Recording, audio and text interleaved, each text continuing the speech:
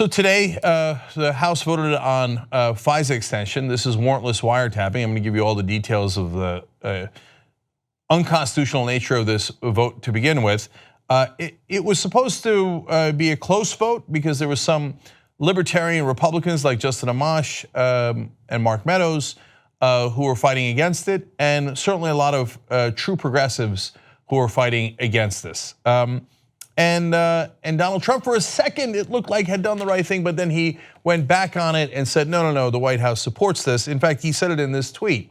He said, with that being said, I have personally directed the fix to the unmasking process since taking office, and today's vote is about foreign surveillance of foreign bad guys on foreign land. We need it, get smart. Well, that's not actually true.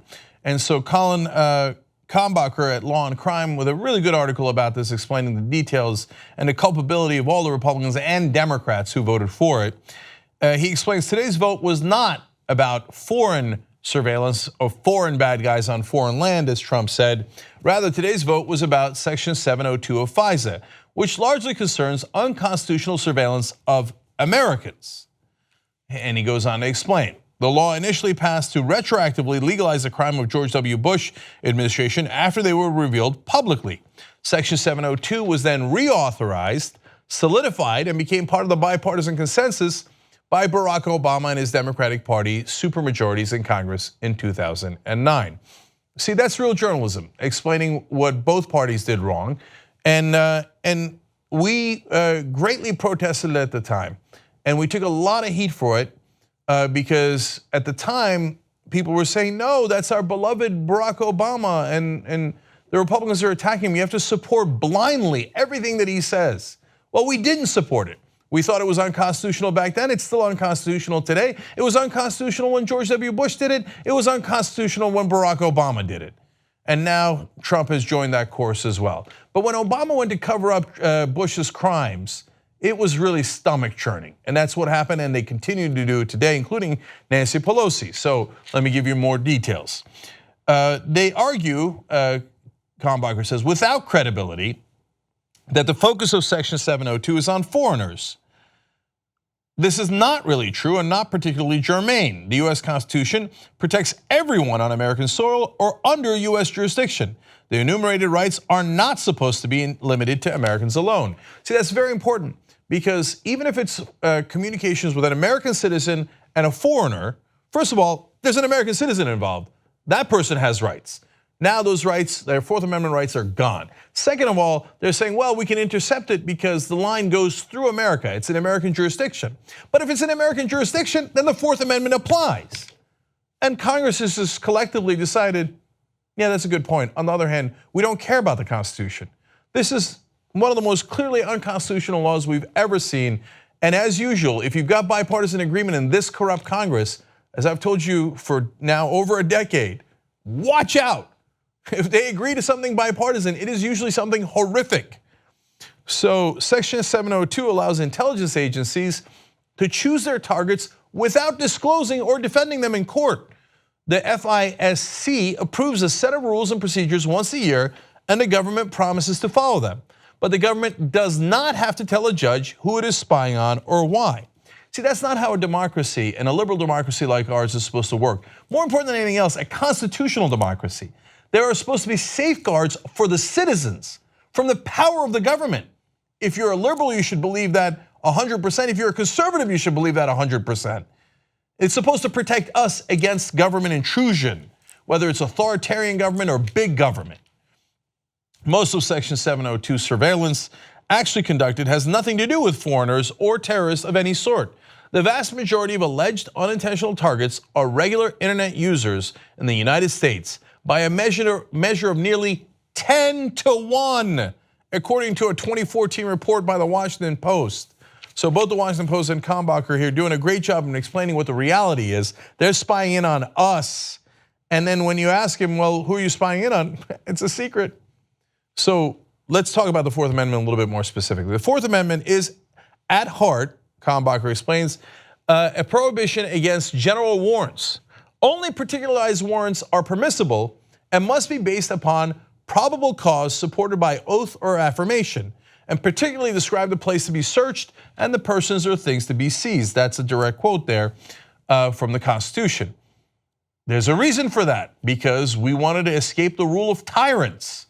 So that's why we put into the Constitution, if the government would like to search our property or seize our property, you have to tell us where, when, what, and it has to be specific. It cannot be a general warrant, because tyrants used to do general warrants.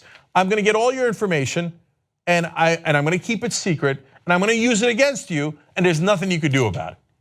That is not a Constitution that is one that is liberal or progressive or conservative or American. It's just not how we were supposed to do things in this country. Now look, it gets even worse, because Senator Ron Wyden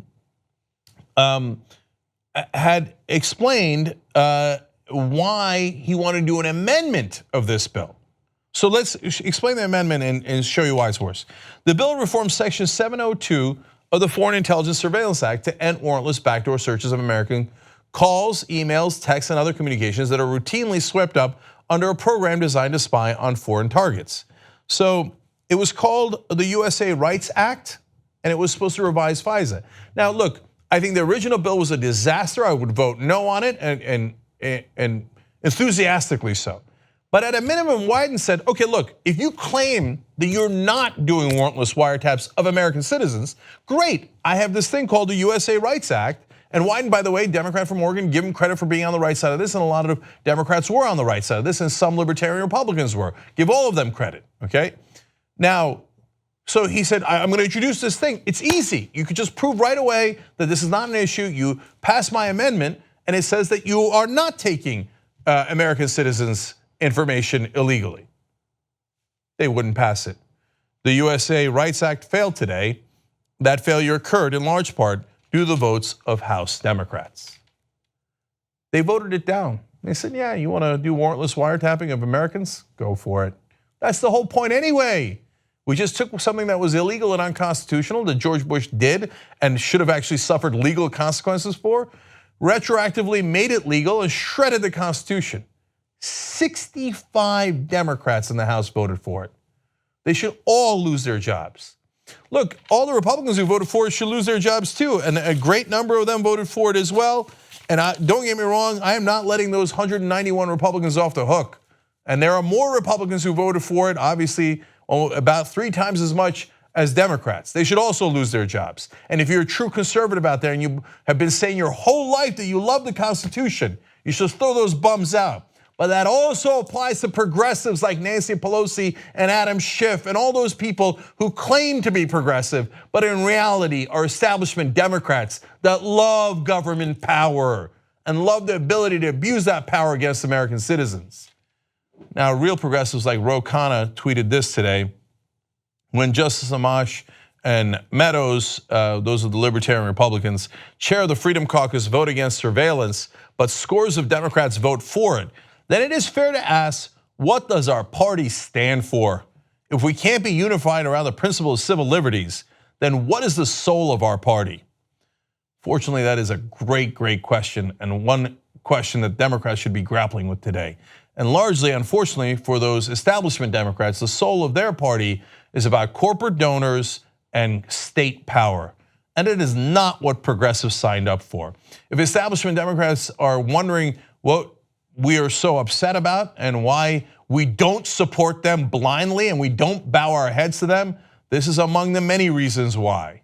You're supposed to fight for us, not for power and more power to the already powerful. What you just watched was one of the videos that we do today, but we actually do a whole 2-hour show every single day. It's a podcast. You could watch it in video or listen to it as audio. You can download it, you can stream it, and you get it completely ad-free if you could become a member of the Young Turks. TYTnetwork.com/join.